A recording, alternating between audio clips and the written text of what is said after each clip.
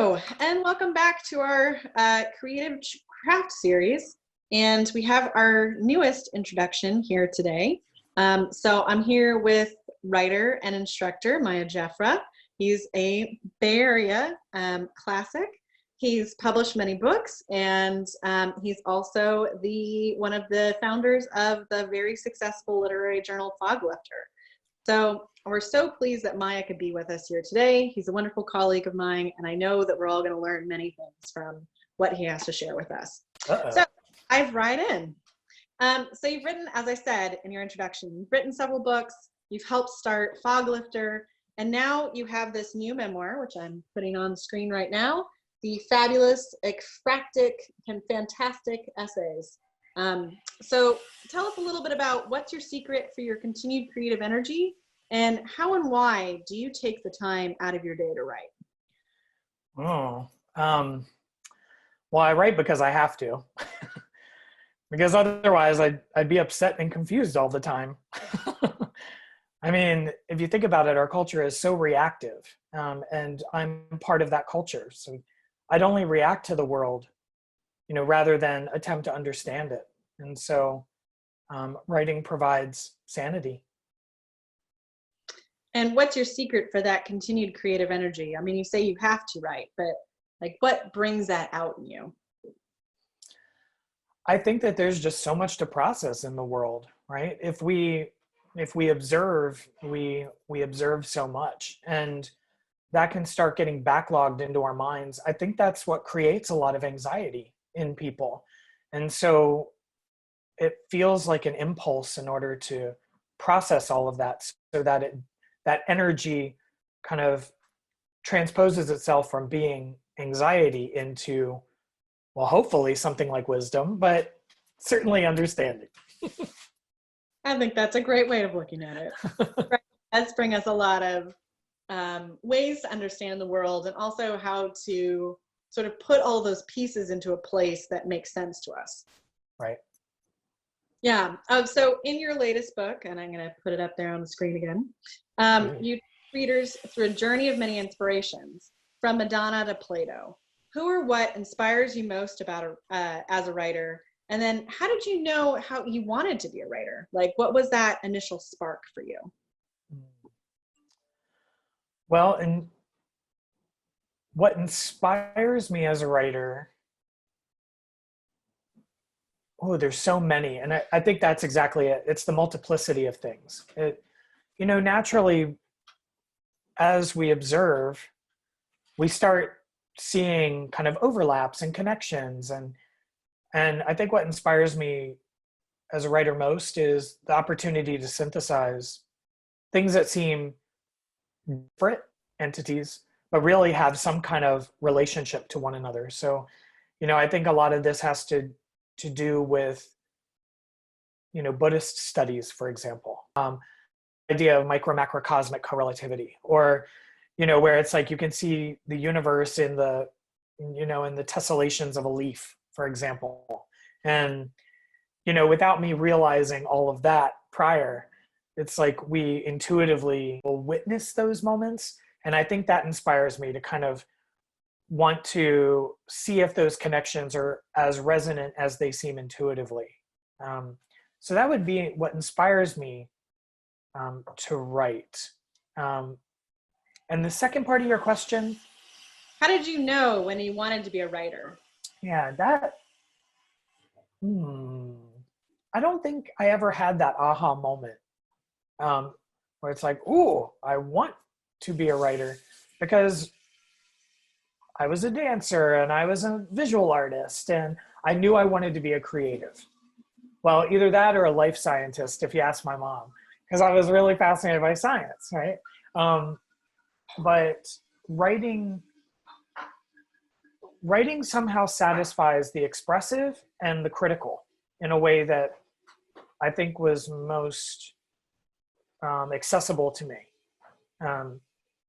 I wasn't a kid who could afford classes and, who could, take classes on an instrument, or, take dance classes, or, so because I couldn't afford that, writing could be done with a pen and paper. And so maybe somehow the accessibility of it, and also the fact that it kind of collapsed my two interests of expressing and being introspective, kind of forged a path for that.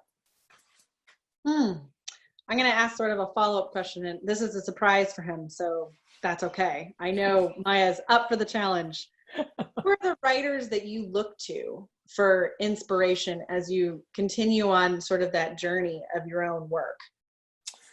The type of writer or specific writers, maybe both? Maybe both. Okay.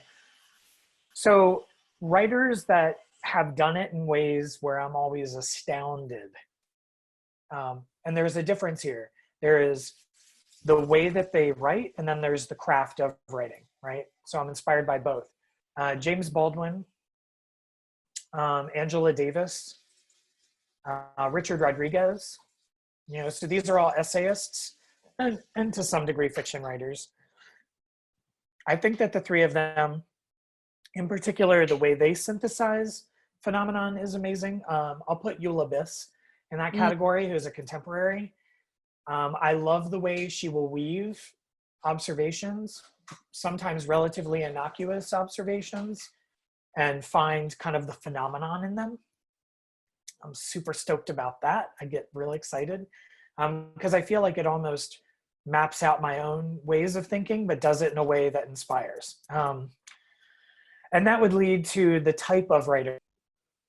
I love writers that are willing to go into the uncertain territory and who expose their lack of knowledge as the vehicle for entering into spaces of discovery. So I just get terribly excited about that. And I think that some writers who do that really well in their craft are writers like Colin McCann and Zadie Smith. I think about Amy Bender. Yeah.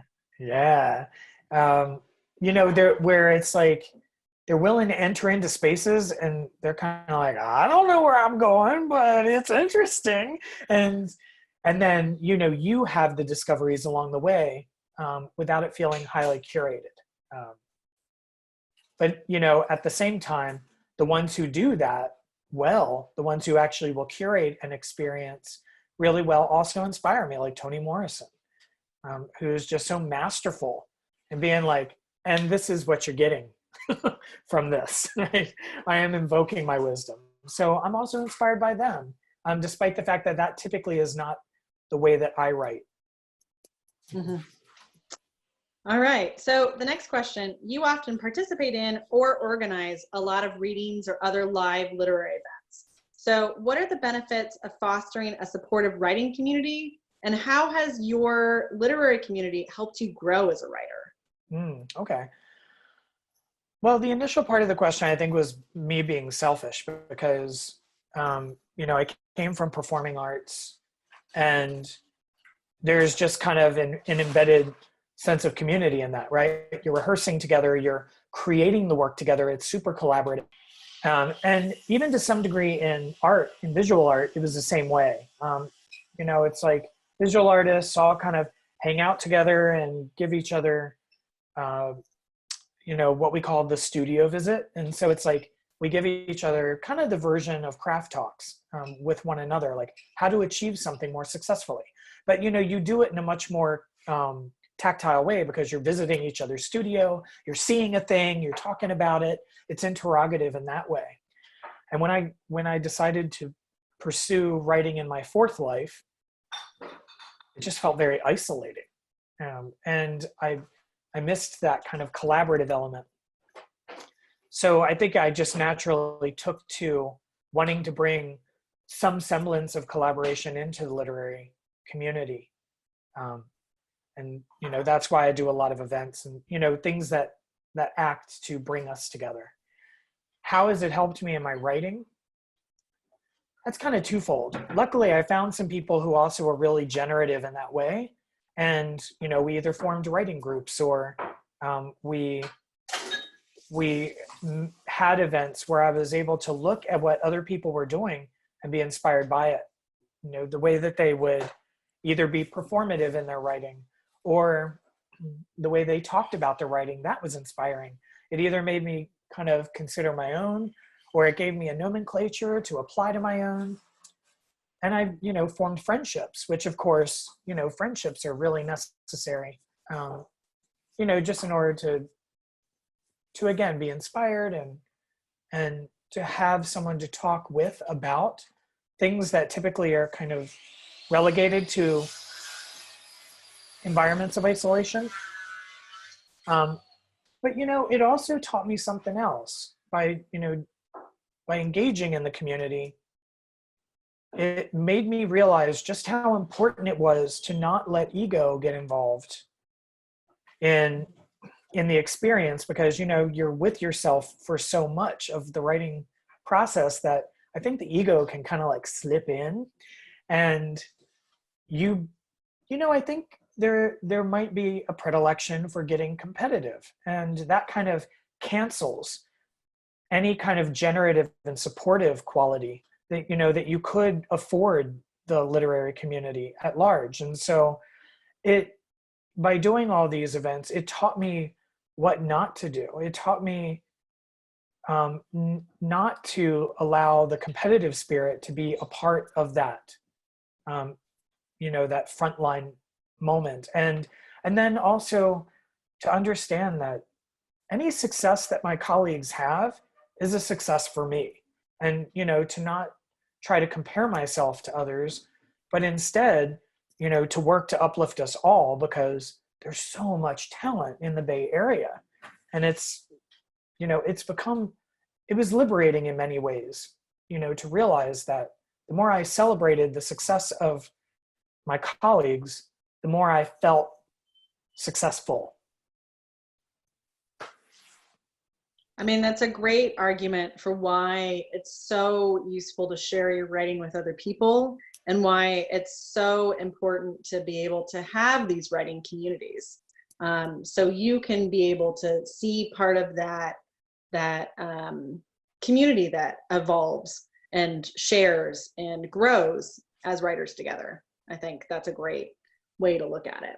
You know, Toni Morosevich is a writer in the Bay, and she was one of my favorite teachers at State. And she said something once, and I think this kind of puts it in an illustrative mode. She was like, there are two kinds of writers. I'm paraphrasing. She didn't say it like that. Yeah. But there are the writers that are, look at me, me, me. And then there are the writers that kind of say, look at us, us, us. And I realized at that moment, you know, within the kind of framework of the story that she was telling, that I wanted to make sure that I was a writer who did the latter, that I was a writer who kind of wrote for a collective we rather than for a me.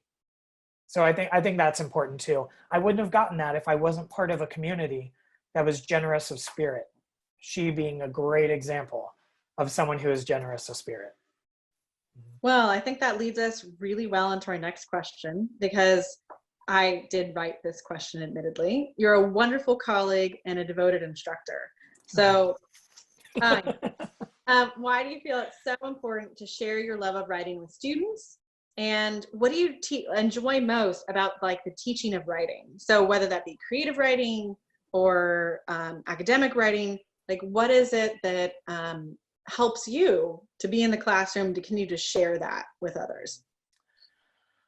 It's very easy for me to share my love of writing, and I'll focus more on academic writing even, because I understand that in order for a society to function well, we have to be critical.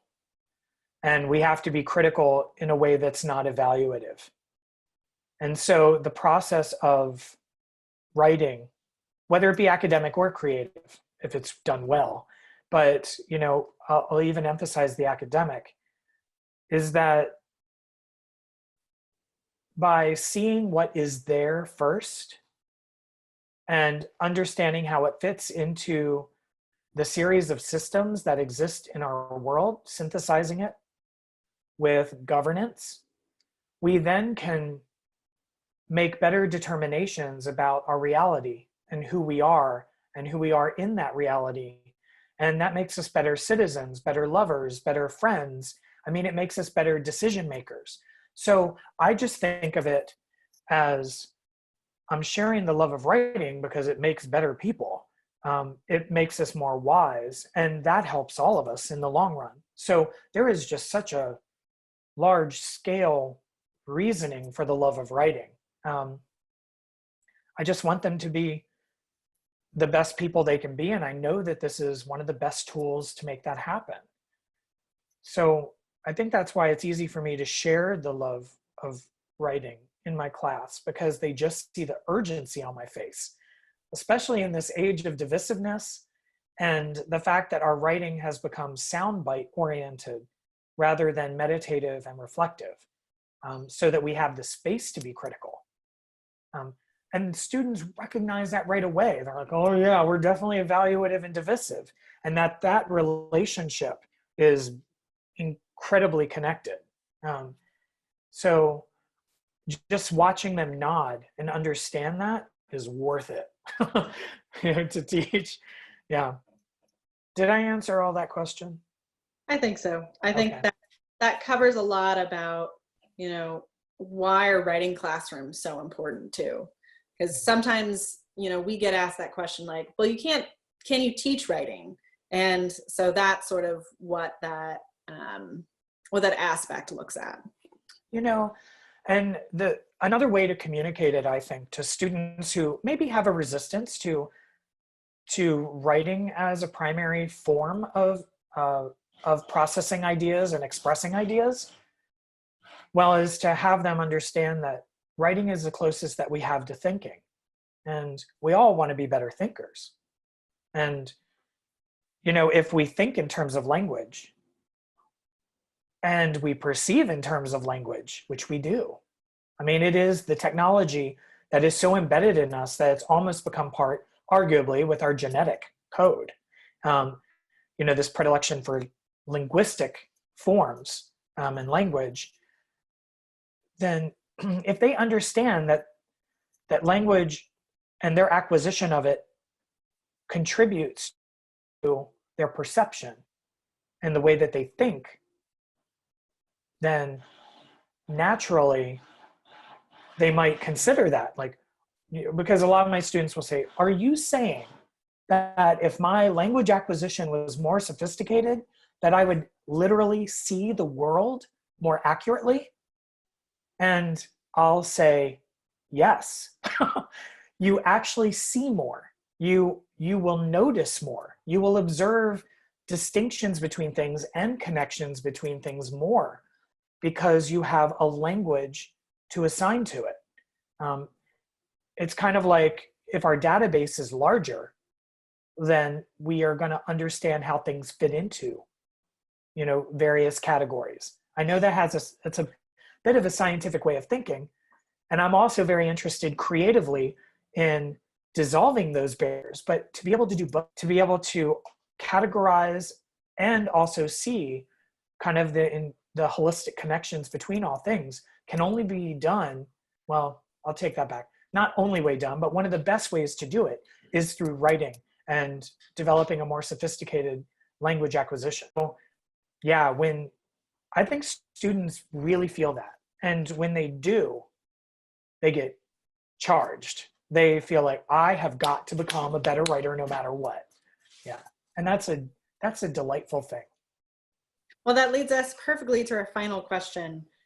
What advice would you give to a student who's struggling to fall in love with writing? Or how would you encourage writers who might just be first starting out? So we look at the problem first, right? And there are a series of circumstances that have led to a lot of current students, and maybe students ever throughout time, who have resisted writing. One of them is that we're primarily a visual animal. I mean, 70% of our nerve endings are clustered in our eyes. And so our most sophisticated sense is visual. And while writing, of course, has a visual component, there's an abstraction to it. And so a lot of times negotiating the visual with the abstract quality of writing, which is, well, quite literally a signifier of the signified, right? So it's kind of twice removed from the reality, which is the sense, right? And a lot of students will even say like, well, I'm more visually minded. Well, I say to them, we all are. And, you know, that it is a challenge to kind of embrace the abstraction. But then the other problem is the pitfalls of education, you know, our institution of education, where we're teaching to a test or we're teaching for results. And so a lot of times they will be so hung up on the product of writing and the certain rules of writing, 5-paragraph essay, the last sentence of your first paragraph is your thesis, and you must write. I mean, it's like there is something so formulaic about the way that we have to present it that a lot of times they don't allow the process of writing, which is where the true wisdom is gleaned, right? Is in the act of writing, the act of synthesizing ideas, the act of making connections between things that it eventually leads to perhaps a product that they need to embrace. We have got to open up and make 90% of the writing seminar be about the process.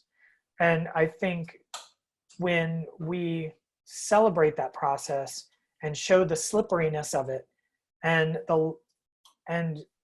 remove evaluation as the primary motivator for writing, I think that opens up the possibilities for a lot of developing writers who resist it initially.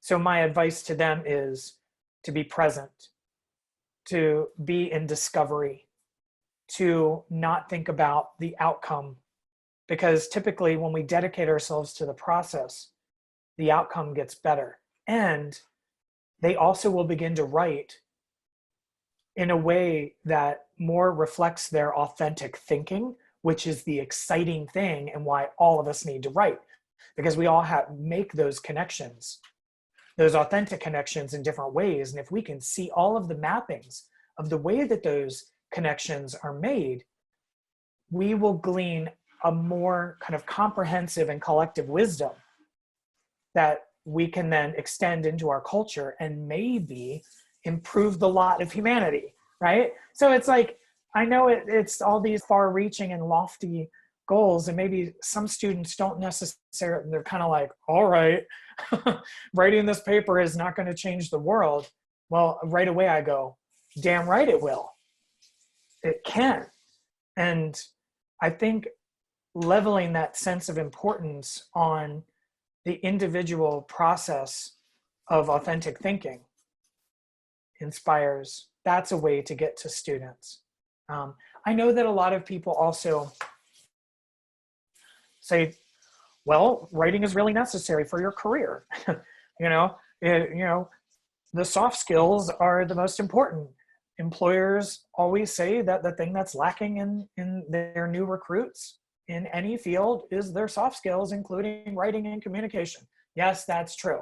But that is an ex post facto of this kind of larger ideal. And while if that's one way to reach a student, great.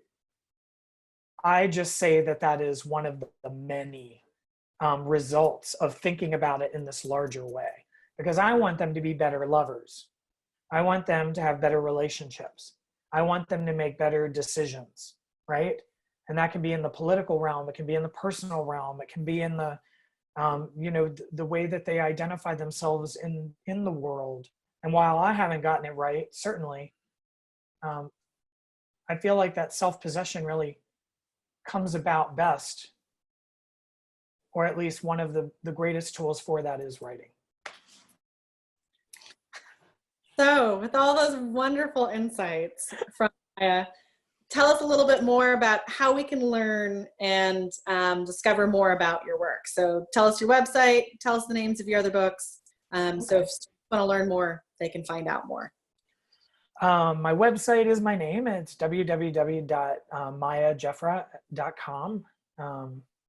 And in terms of projects I have, I so far have two books of essays. One is The First Church of What's Happening, out with Nomadic Press, a wonderful local press. And the current book, The Fabulous, Ekphrastic, Fantastic, with Sibling Rivalry, which is more memoir and cultural criticism combined. I like to play with genres. I have a collection that I'm editing with the poet Arisa White, an anthology about how queers define home, called Home is Where You Queer Your Heart, which comes out in late October of this year. And then I have a forthcoming collection of short stories kind of centered around the ideas of violence, called The Violence Almanac, which comes out with Black Lawrence Press out of New York in April of 2021. And I have a forthcoming novel, Highlandtown, which does not have a press date yet. So I'll keep that mum for now. All right. Well, we thank you so much for sharing your insights with San Jose State. And as Miah has said, you can find his work on the web. Thank you again for coming in for our afternoon craft talk. Yeah, thank you, Maria.